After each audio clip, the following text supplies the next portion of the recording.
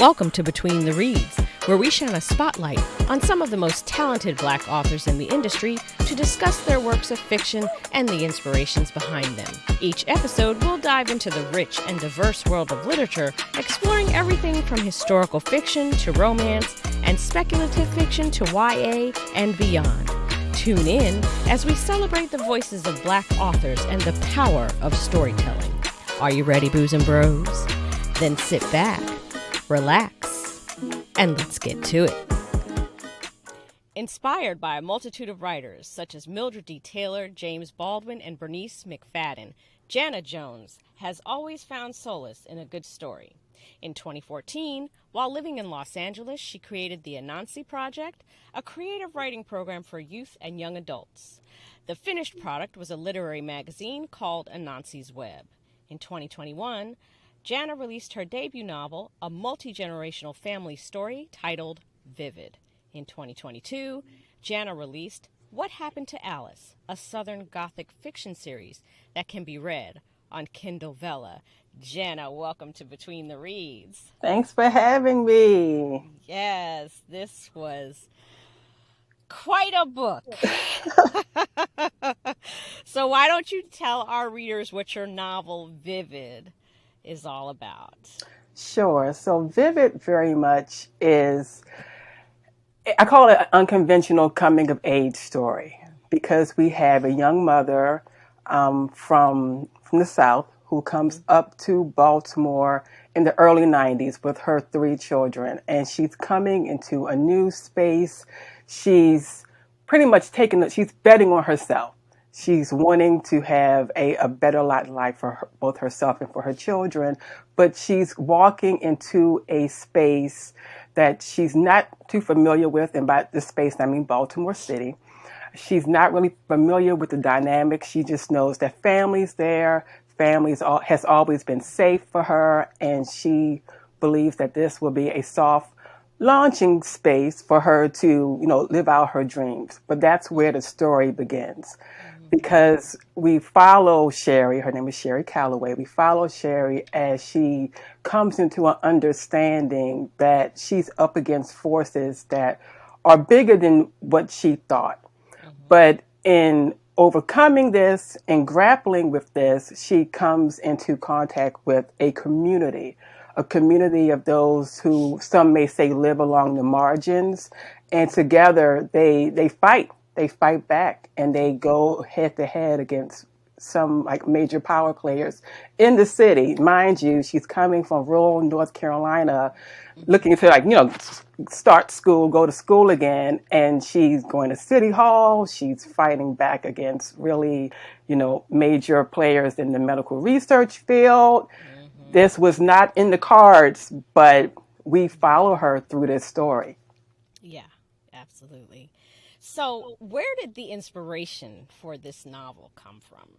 So Vivid truly is, it's the novel that I wanted to read. I wanted to read this book and I had to create it.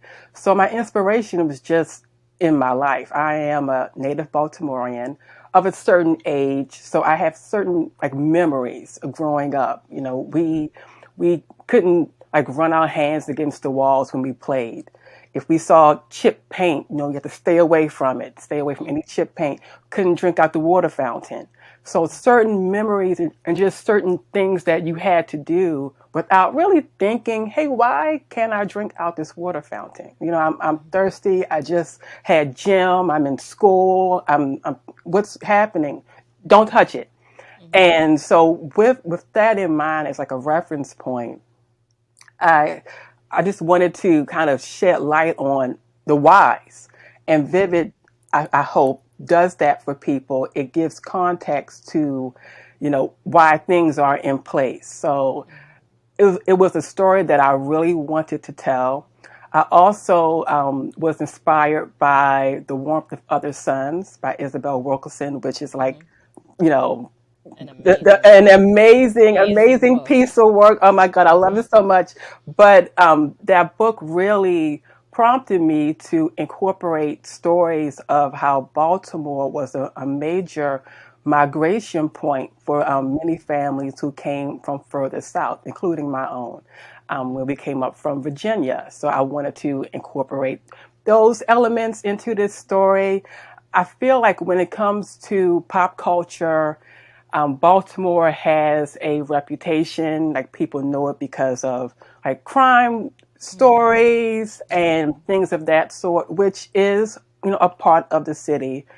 But it was my hope to tell a more fuller, give a more fuller picture of the city that I grew up in, which is, I said, if I guess this is me doing this, let me try.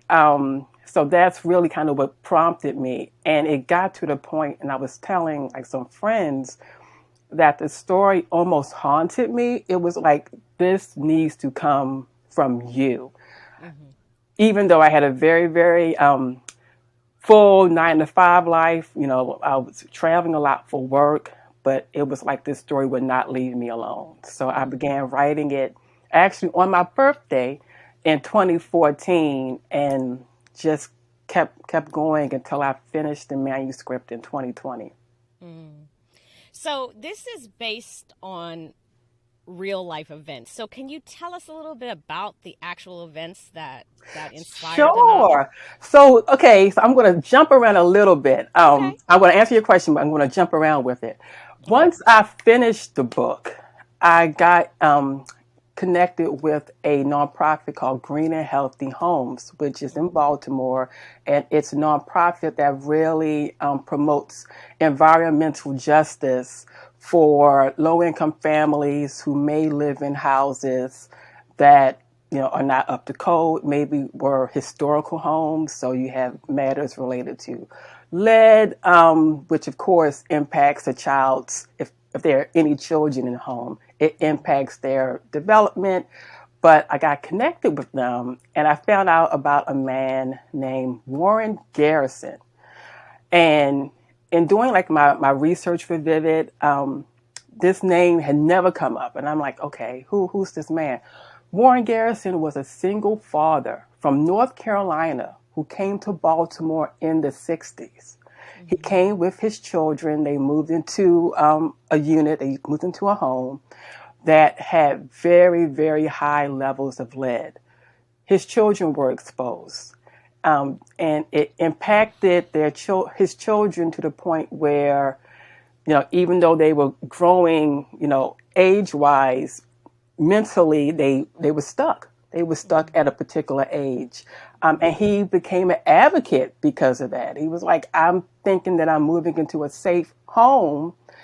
And now my child is not meeting benchmarks. He's not like, what did you do to my child? Essentially is what happened. I never knew anything about him. And I said, I should not be a Baltimore native and have never heard of this man. We all should know the work that he did. And I did not find out until I released Vivid, and just the uncanny connection between his story and Sheri's story, even down to the North Carolina Baltimore connection. It was like, this is beyond, a coincidence.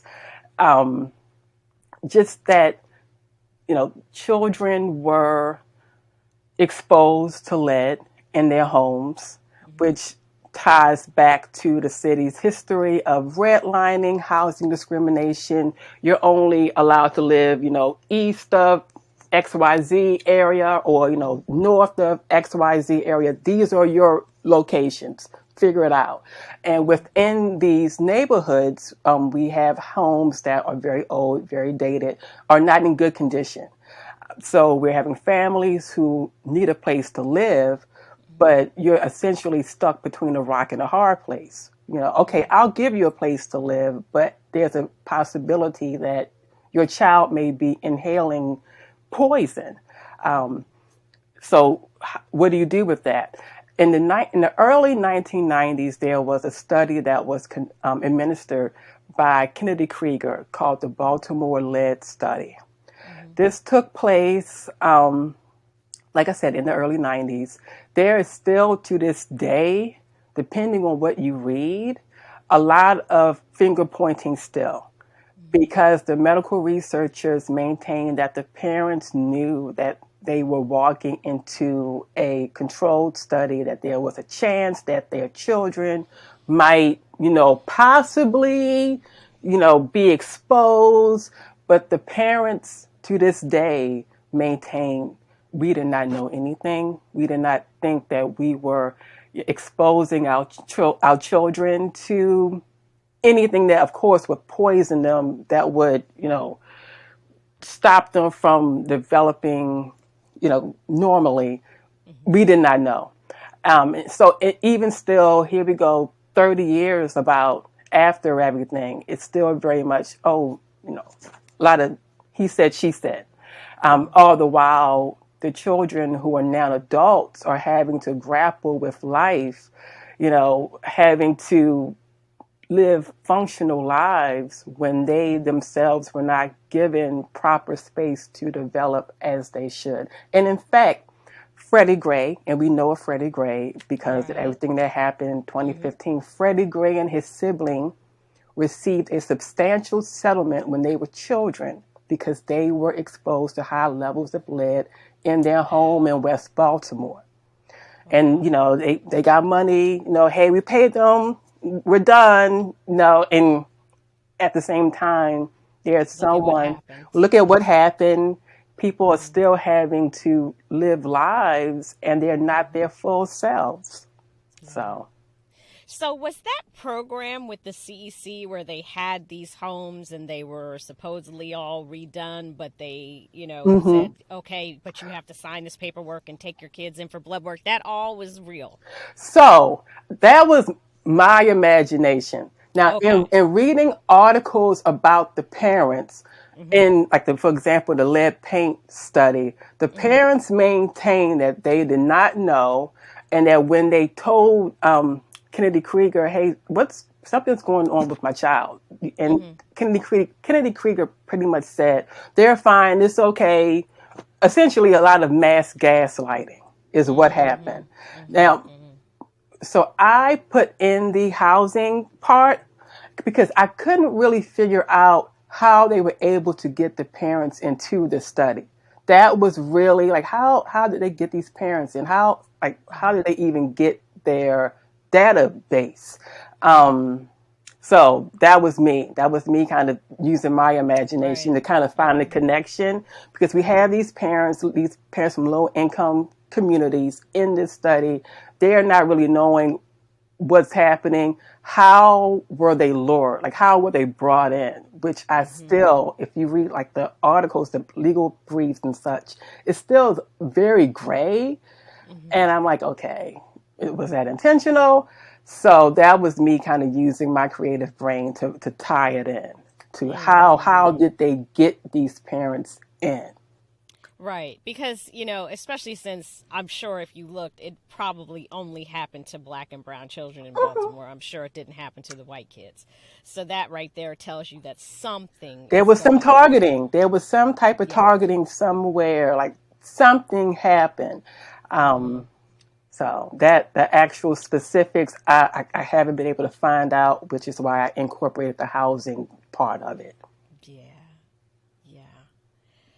So,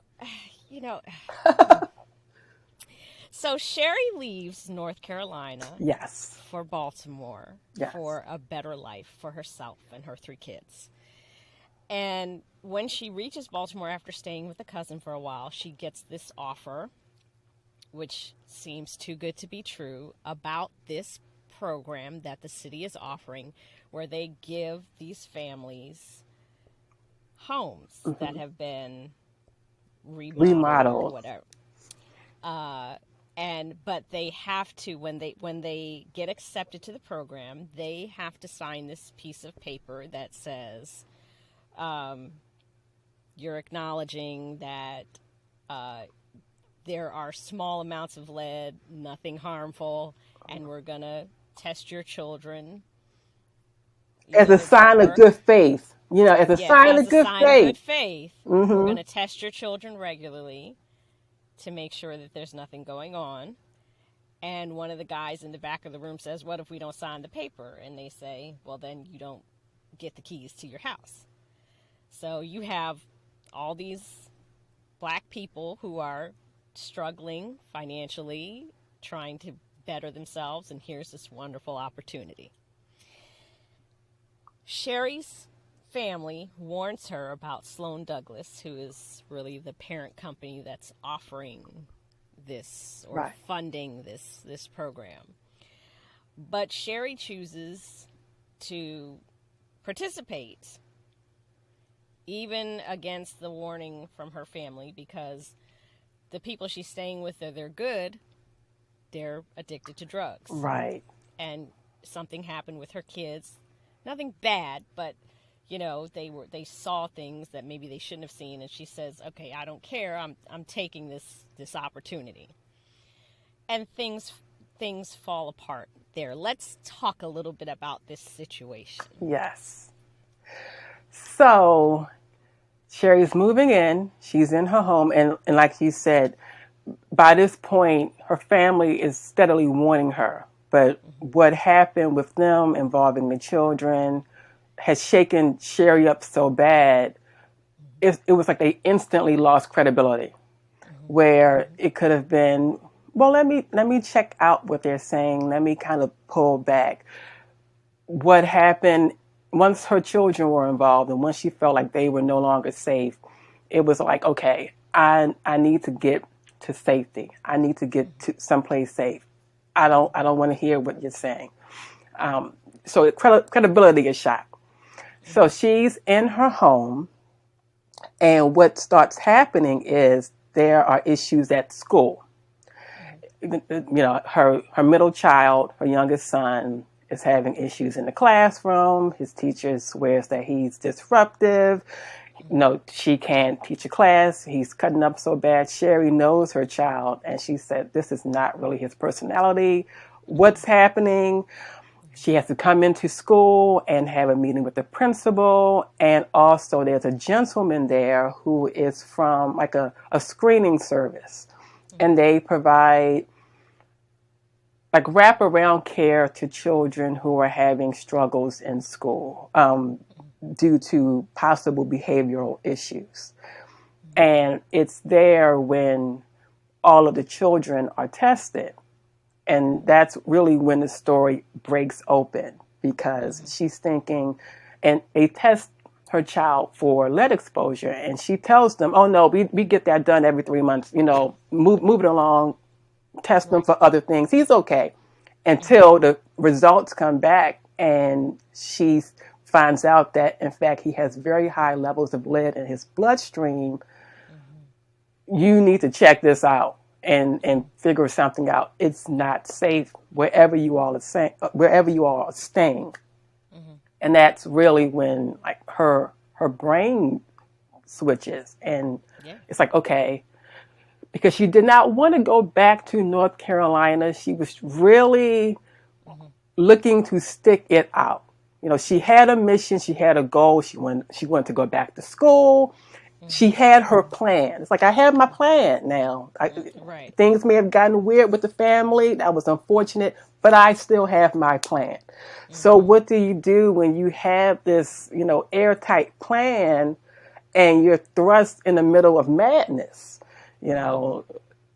What happens? Her children don't like bright lights, different things like really set them off. She has to keep the house dark because the bright lights like really gives them headaches. And it's like, well, what is that about? It's just a lot of discoveries upon discoveries. And that's when she connects with Yolanda. So Yolanda is her home girl. I actually, like randomly, I modeled Yolanda after a cross between Queen Latifah, Fannie Lou Hamer, and a director. She had a camp back in the day that I used to attend, Miss Mamie Clark. And I've been looking for her, and I hope that I want to give her a copy of this book. So she's Mamie Clark, Queen Latifah, and Fannie Lou Hamer, this larger-than-life woman who is a Baltimore native. So she has a fuller context of what Sheri's up against. And she's like the fearless leader, the fearless commander. We're going to get these people. She tells Sheri, I know this is overwhelming. I know you did not expect to walk into this. I'm sorry. Because she apologized. And she said, I'm sorry. Because sometimes that's what people, an apology really, just to know, hey, I hear you, I see you, I acknowledge your pain. She apologized to Sheri and said, we're going to get these, who's. And These bleep these bleeps. bleep bleeps, we're getting them. Don't worry about it. We're going to win. And that's really what I wanted to show with this book is the power of community. Community is very important. It's essential. Even like in the real world where we're up against some really heavy stuff and we can't navigate through this by ourselves. Like you need to have a community. You need to have a village. You need to have a team. And that was really the goal in having the parent crew. Sheri was not alone, even though she felt like the loneliest person in the world. Like, who would even have thought that this would happen to her kids? Her kids. But she's not alone, which is the sad part too, because that means there's other children out there having to, live life this way. And the parents are like, okay, we're going to take them down. Whatever we have to do, whatever. And the book shows the protests and the confrontations and everything happening as far as the parents raising awareness. But the community is essential, and I wanted to show how the community in the end prevails. Yeah. When you're reading this book, and like you said, she gets called into school, and this is the first time she's being notified that her son is having problems, but apparently, according to them, he's been having these issues all this time. And she's like, why haven't you spoken to me about this before? And, you start to get that whole Tuskegee experiment, Henrietta Yeah. Lacks thing Yes. going on. And Yes. Henrietta Lacks is from Baltimore, so Mm-hmm. you're starting to like tie all of this stuff together. And when you see this boy who was a brilliant speller Mm-hmm. is in the spelling bee, Mm-hmm. and then the very last word, a word she's heard him spell a million times, he Yeah. doesn't spell it He right. couldn't get it. And he just, he drops his head, and she can see the shift in him. And although she doesn't know it at that point yet, we know it as readers. We understand that something is going on. And just to see everything just kind of fall apart, where she made choices to try and make life better. And the fact that the choices that that she made to make life better actually unravel things for her kids. It was so infuriating, Yeah. you know. Yeah, it was very, and that part that you talked about with Champ and the spelling bee was a very hard chapter to write. I tell people, like, in writing this book, like, I felt like the characters wrote it more so to me, not to sound weird, but there were just times when I was writing and it was like Sheri was writing like through me. And I'm writing these scenarios, I'm writing these, chapters, and once I'm done, it's like, I feel like Yeah. I just got like punched in the stomach. Like that was how heavy it was. But at the same time, I wanted to make a story that was realistic. I wanted you to feel these characters, not, oh, this is nice. And this. I wanted you to know Champ and how he wanted to be a computer man. And then it went from computer man to computer engineer. Once he was in the program, he learned the actual correct term. I wanted you to know who Popsy was and how he loved to dance and how charismatic he was. And Peach, and how she used to suck her fingers, and she didn't like to. She wanted her daycare to be called school. Don't School, call it yeah. daycare. I go to school too. This is like real life stuff, when Right, children right, are right, like, right. "No, I'm with the big kids." So Right. these are characters, but they represent very, very real children who had these experiences, and I wanted the characters to really last in a reader's mind. So, Yeah. Yeah, absolutely. And so in the book, over a span of 20 years, we see the long-term effects of the lead poisoning on the kids yeah. and how it took such different tolls on everyone. Hmm. Explain why it was important to show how devastating and different the effects were.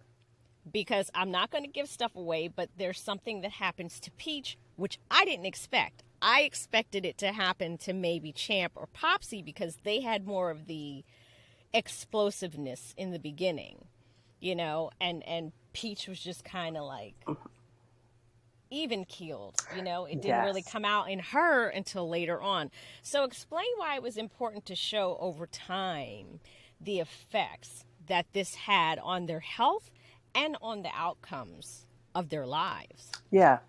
And it impacts people differently. Mm-hmm. Everyone isn't going to have the same result. In the Mm-hmm. case of Peach, she was the youngest, and in doing my research for this book, 'cause I wanted to make it as true to the letter as possible as far as the impact that lead can have in, a child's development.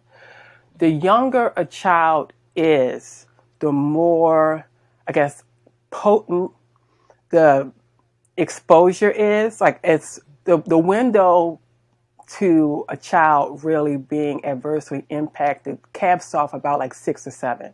So Mm-hmm. by that point, Champ was already kind of aging out. Popsy, the middle one, still had, he was still kind of in the danger zone, but Peach was really in it because she was the Mm-hmm. youngest. And because she was the youngest, it impacted her brain development differently. Mm-hmm. Essentially, those, I guess it was 10 months they were in the house, that time that they were in the house, because she was the youngest and she was in a different developmental stage than her brothers, Mm-hmm. it was more potent. Like the lead exposure really kind of just cleared her out. Mm-hmm. Whereas her brothers, although they had issues as well, we see that they had struggles in school. And once the settlement money came, I guess I can give that away. I won't give too much Okay. away, but I will say they did Right. win. Right. Once the Mm-hmm. settlement money came, like Sheri kind of had to double back and like put that into like tutors and extra Mm-hmm. academic support to kind of Mm-hmm. bring them along. But Mm-hmm. with Peach, she tried that, but the impact was different with Peach. So Mm-hmm. it some things just unfortunately got lost Mm-hmm. along the way, and we see kind of what happens later on. Mm-hmm. But like I said, we have young people who are trying their best to make a life, and they're Mm-hmm. not knowing, between the ages of 5 and 6, I lived in this, apartment with my mom, and we were here. I don't really have too much memory of it. My neighbors, Mm-hmm. the friends around the block were cool, but they're not knowing I was in a house and that paint on the wall that I'm laying my head next to in my bedroom, I'm inhaling. Mm-hmm. What is that doing to my brain?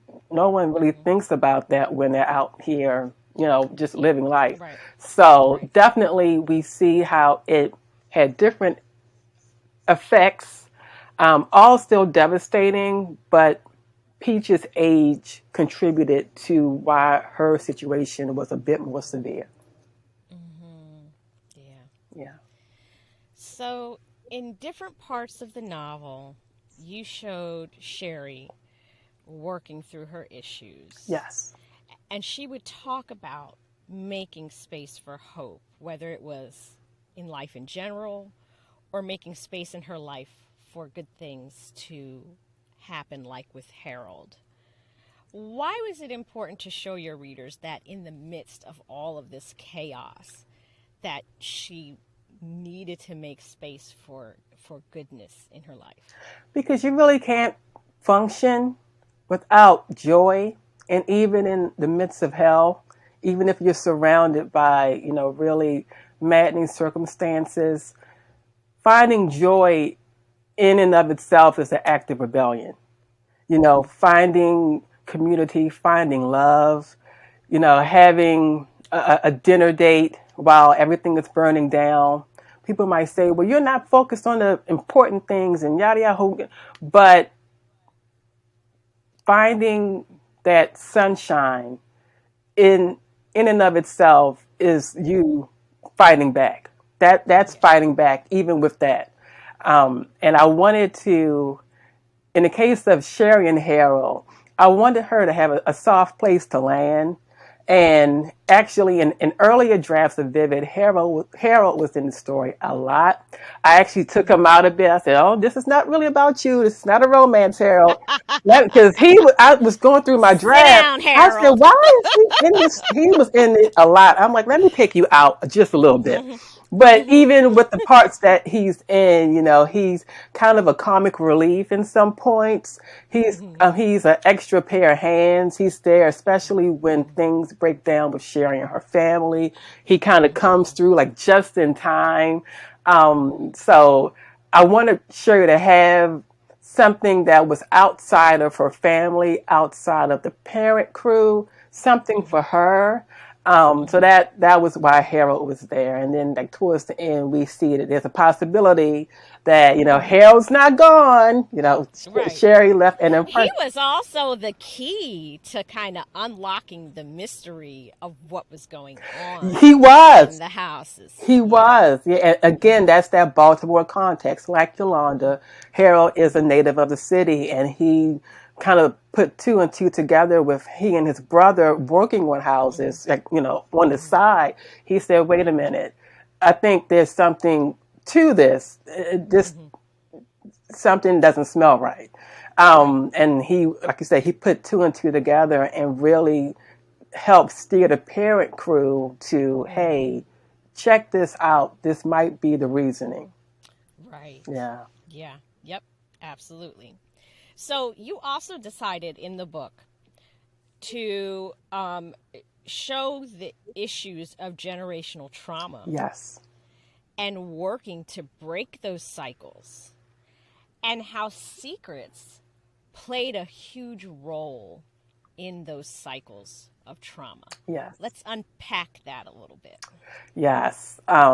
Because that's a story as well. We have the main story of Sheri and the Mhm. children, but an even bigger story, and what contributes, really kind of what sets things into motion, are the generational patterns, the secrets, the things that are kept between family that no one Mhm. talks about, but it has very big and lingering effects.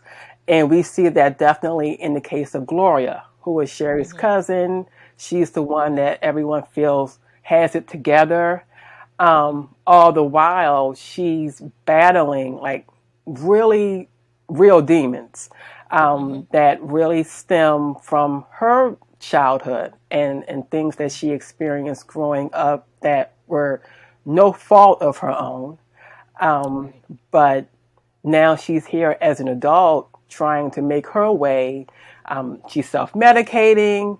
What does that look like when you have family around who's trying to get their footing, and you're self medicating, trying to quiet the voices in your head? And we watch her grapple with that. We have Mhm. Bethel, who is the Mhm. grandmother, who, even though she's not in the book much, you can tell her presence looms large over her It grandchildren, does. Mhm. Sheri, Gloria, as well as cousin Skeeter, who's there, Mhm. Mhm. and how they all have different vantage points when it comes to Bethel, because she handled her grandchildren differently. Everybody didn't get the Yes. same person, and because of that, we are on the other side as adults having to grapple with, okay, what does that mean? What does that Mhm. mean? Why didn't I receive the love? Why didn't I receive the affirmation? And Mhm. in the book, we take it a bit further and we get Bethel's story. Mhm. And we have the race riots that happened, the racial attacks that claimed her father and like her grandfather, and what does that mean to her? And then Mhm. later on, she suffers another traumatic loss, and she Mhm. has to deal with that. And then we fast forward, there's another loss that she deals with, and by that point, she's just so hardened. The loss happens and everybody else is devastated around her, and she's just like, well, the girl didn't want to work, and I told her she should have found a job, and no one told her to go out there and recruit people to vote. So she's Mhm. just, by this Mhm. point, by this particular loss, Bethel is just like a stone. It's like, I don't Mhm. care anymore. I wandered. I'm sorry. Um, Right. so we have a person like that who is the matriarch of this large family of different people who have different needs. We have Thomasina, who is Sheri's mother, and everything that she experienced when she was in Newark. How she came to Newark because she was battling some, her own, issues Right. back in North Carolina, and she just kind of had a break. And her aunt's like, maybe I can help her, send her up to New Jersey, and she just needs to change of scenery. And then we follow her and everything that comes with that, and how she meets Sheri's dad, and then Sheri's uncle, Uncle Mike, Right. and like how that kind of plays out. So it's a lot of layers. I come from a very large family, so like multi generational family stories is kind of my thing anyway as a reader. So now that I am a writer, I know that that's going to be a big factor in the type of stories that I tell, because there are just so many interpersonal dynamics that you might be cool with one cousin, and then you might have one aunt that does not like you for whatever reason. It's like, I didn't even do anything. But we're Right. all Right. we're all human. We're in a family, we're together, but very much different, experiences depending on the person. Yeah. Yeah. Yeah. And I also appreciate the way that you showed how all these generational traumas not only have an effect on the choices that we make in life, but even on the health of our bodies. Yeah. Because TT and Bet, they both suffered from the same thing, died from the same thing, and then Sheri's choice to go to Baltimore has this lasting effect on the health of her children. And honestly, I almost feel like that lead was messing with her too, because I know it was probably panic, but those moments where she just kind of grayed out Yes. and she would just not, she would hear voices, but she couldn't understand them, and she was there, but not there, and everything just kind of became fuzzy. I was like, I know that's probably part anxiety, but I'm wondering if that's the lead having its own effect on her as well. Right. So let's talk about that a little bit. Yeah, and you captured it perfectly.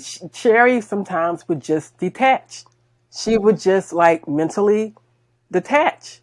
And she might be there physically, but she was clearly, mentally, emotionally, spiritually, possibly, she was somewhere else. And already, in light of kind of what happened with her mom, she's aware that, you know, this is something that could possibly happen with her. And so that, like, TT's experience as far as having the breakdown always was in the back of Sheri's mind. It's why she refused to give up. It's why she said, "No, I'm going to stick to my plan. I have to stick to my plan. I have to do this. I don't want to come undone like my mom did. I have to. Someone has to do it. It's going to be me." Even with her children being up against what they were up against, she's running from her own thing, and very much her mother's experience is something that she was trying to get far away from. But like you said, in the midst of all that, we see Sheri detaching. We see her children saying, "Mom," trying to get her back to Right. reality, Trying kind to of snap her like, out of it. "Mom." Yeah. And Sheri is just out of it. So it took a toll on the whole family. It took a toll on the whole family. And this is something, it's not an isolated incident. And we see this, especially as Black women, when we have weathering. Like, weathering is when a body is like older than the actual like chronological years. And that's been an issue with Black women in terms of like pregnancy and childbirth. There's been concern of, okay, will this body be able to carry a child to term because of the history that we have in this country and what it does to our physical bodies? It has long-term impact. Yeah. Yeah, and and it's just it's so interesting in the story to see how she makes this fight to not just be in survival mode, but to try and step out of that Mm-hmm. and not just react to things, but actually be proactive Yeah. about things. And you can see, I just found myself thinking about how many black people, because we're all kind of in survival mode at Yeah. basically every day. But how many of us just only live in survival mode, and how many of us kind of take that step back and say, okay, yeah, I got to survive, but sometimes I just got to sit and decompress and figure out what's going on so that I can make a plan and not just react to everything. So I love to see, Sheri kind of taking that step back, and even Harold playing that part of helping her to just Mm-hmm. sit still for a minute. Sit down, rest. It'll be Yeah. okay, And yes, Mhm. you're right because we are in survival mode. It's Mhm. easy for us to kind of get into position and go, okay, what needs to Mhm. be done?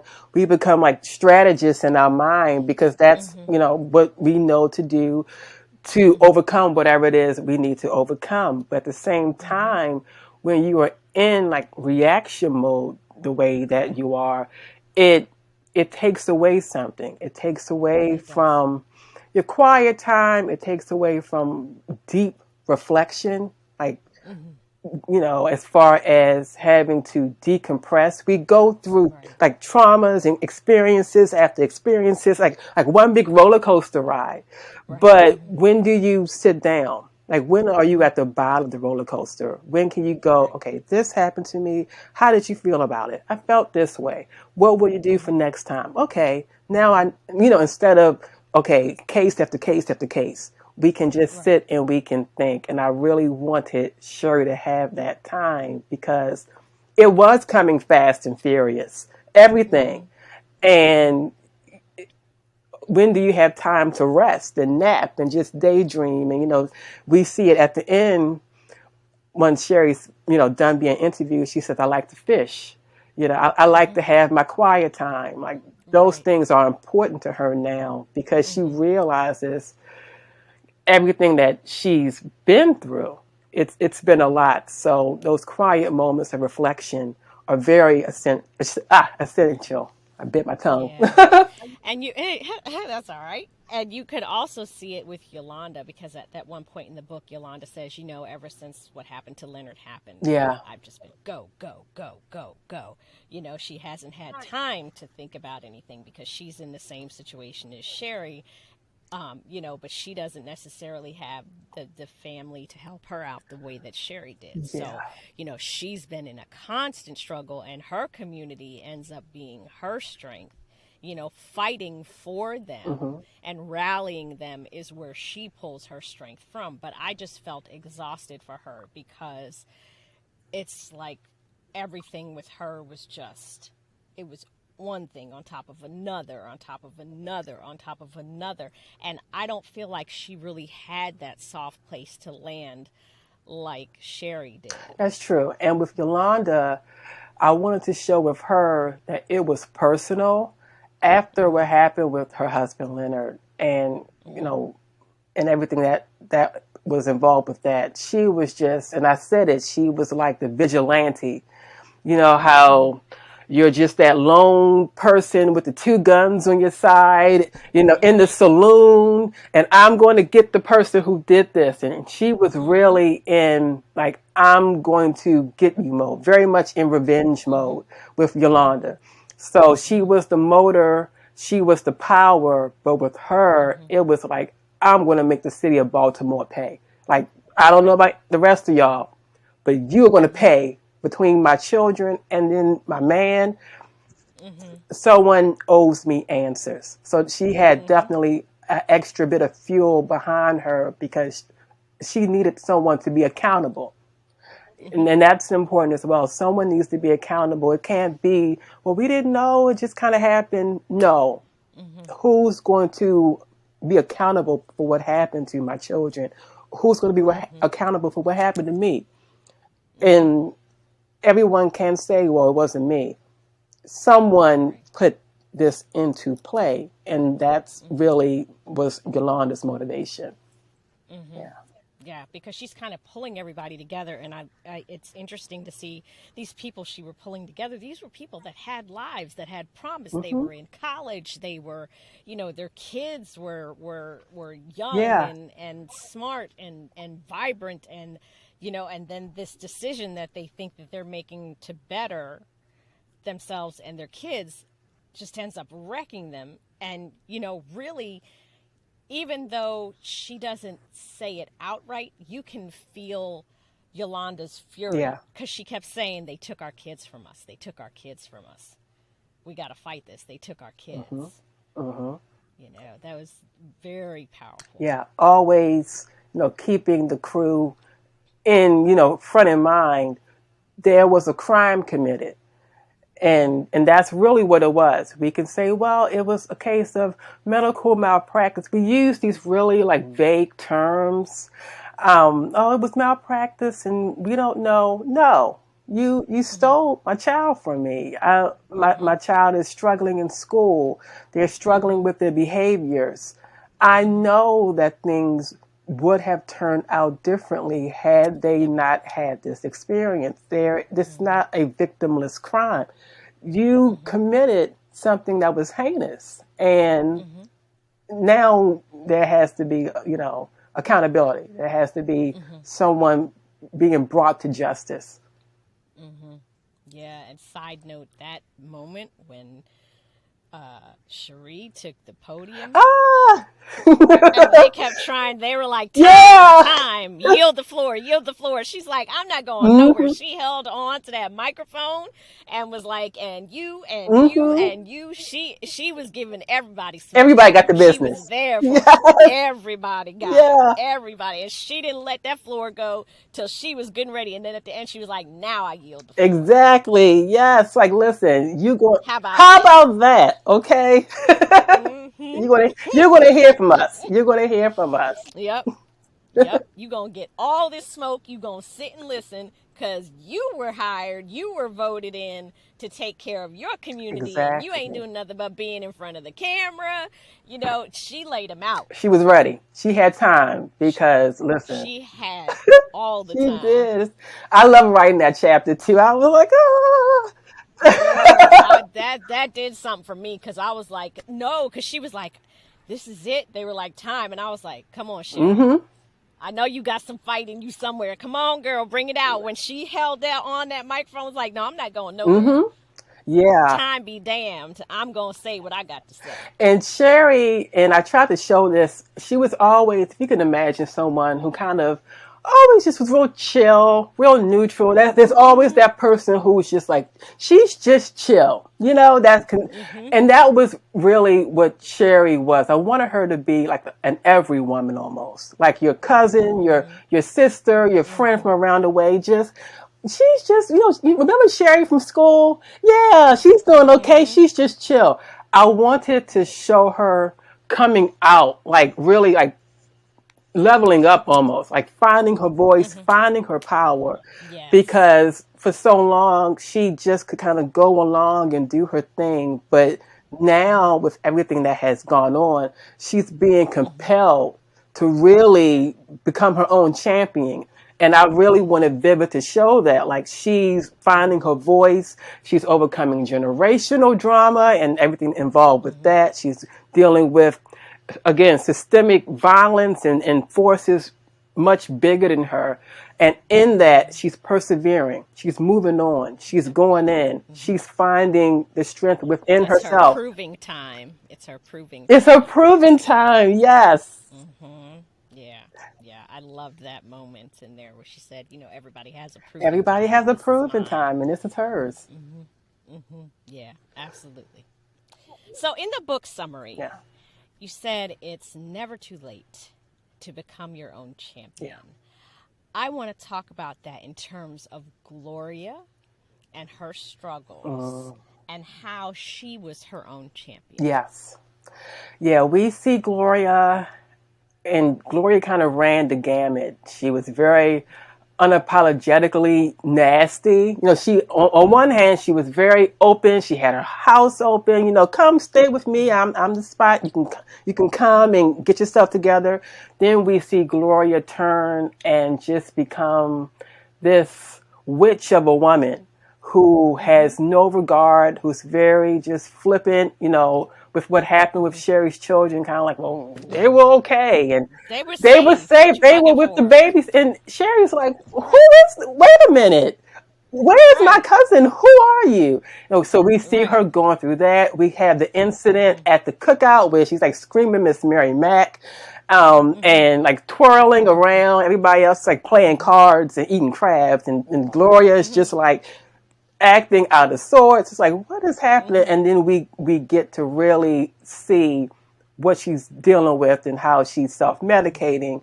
And then, Mhm. once everything happens with her and her boyfriend, that was like her turning point as far as, okay, well, Mhm. who are you now?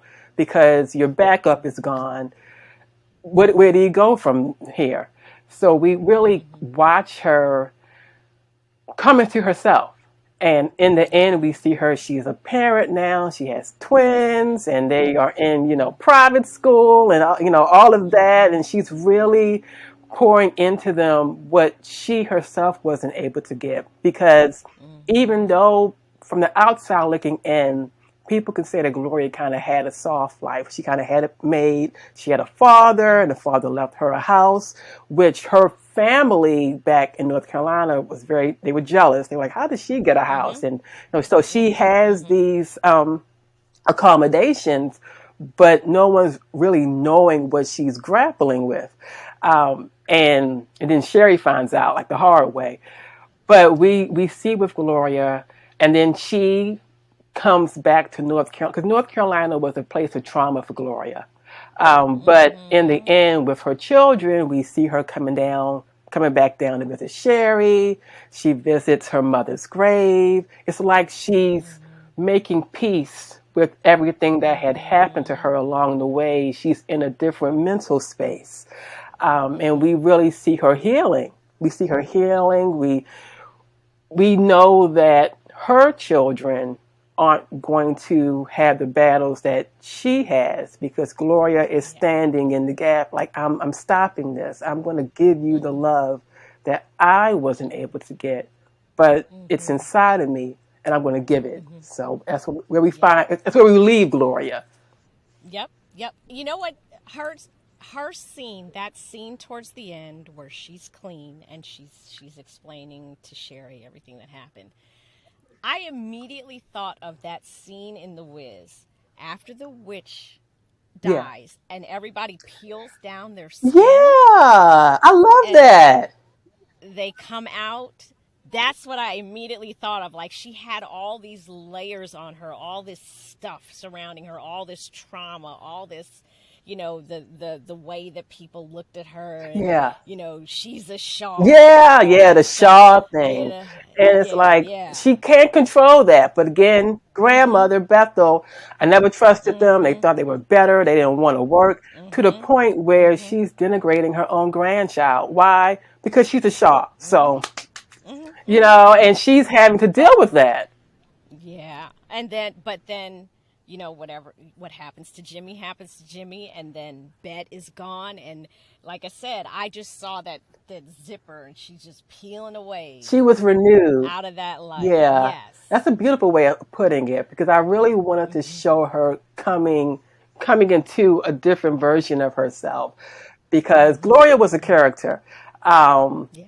and she was a side character, but you really Mhm. saw how what she was dealing with impacted Sherry, and it all Mhm. kind of spilled in together. It was a domino Yeah. effect.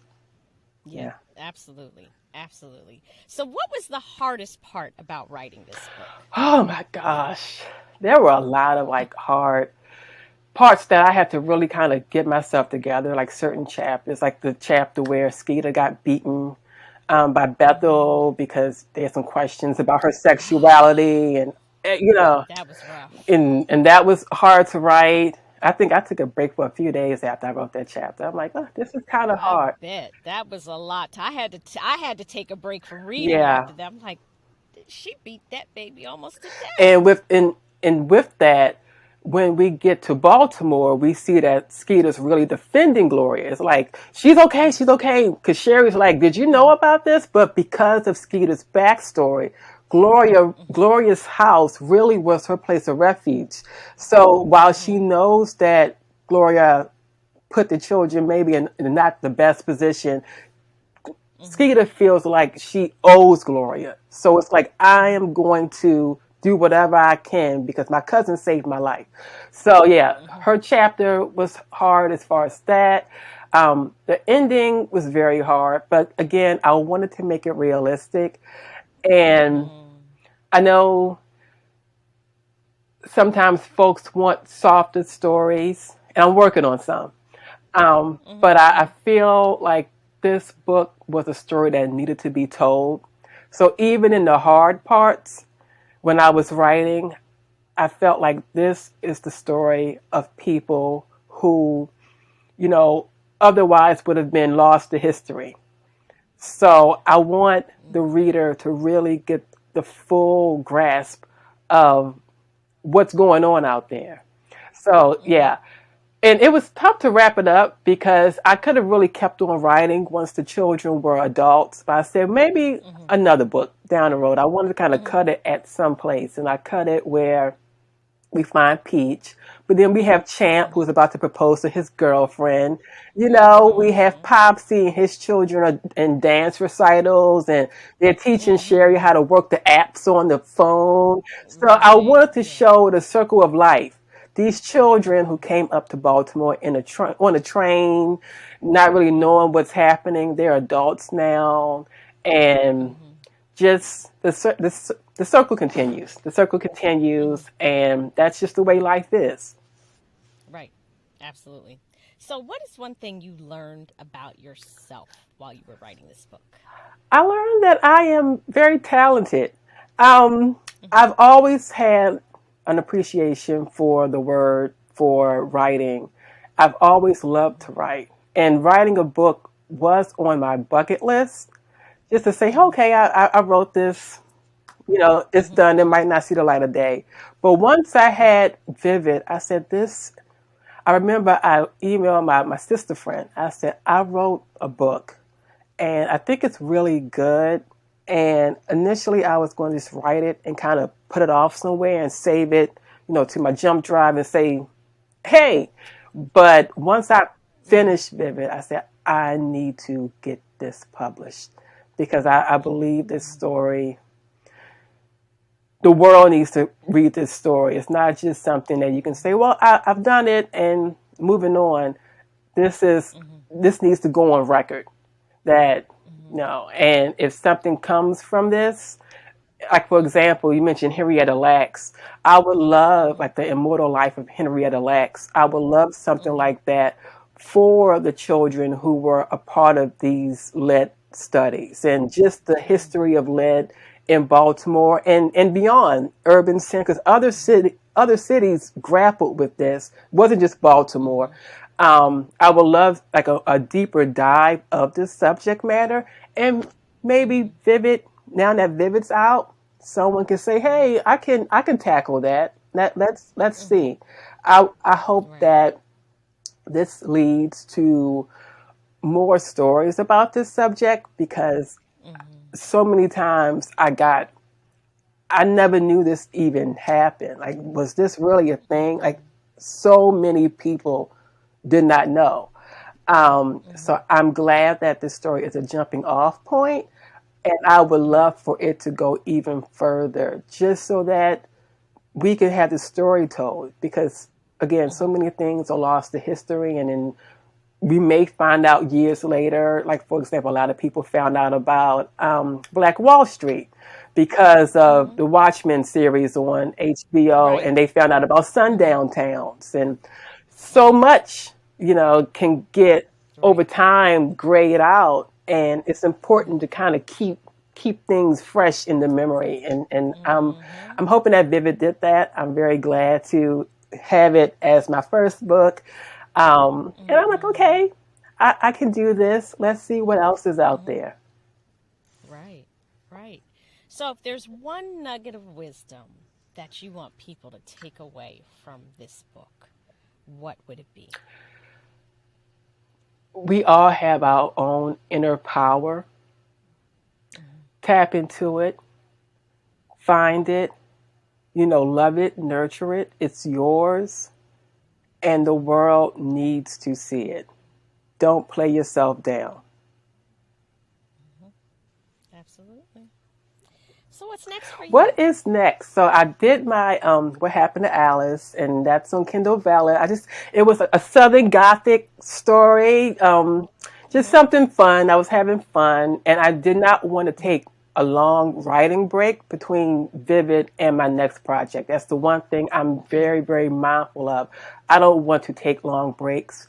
I want to have something out ideally every year, just so that my brain can stay sharp, my craft can Mm-hmm. stay honed in.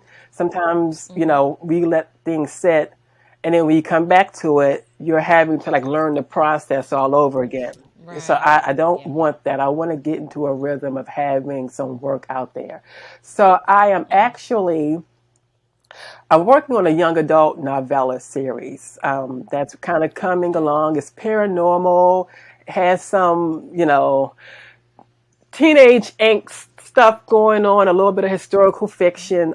I'm dealing with that, and I actually started it around the same time that I started Vivid, but then I kind of took Vivid further.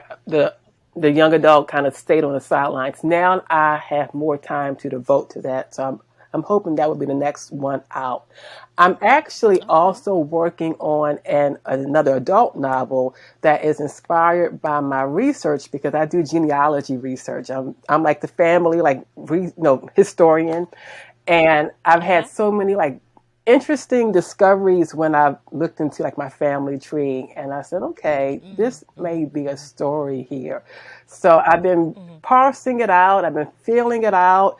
I did an outline, I did a few chapters, and I'm seeing where that goes. But definitely one of my goals is to complete a novel inspired by my genealogy research. Yeah. Okay, that sounds great. I'm looking forward to seeing what else you bring Thank out. you. Yeah, it's cool. It's Yes. so many stories out there. Just gotta Oh, find the yeah. time.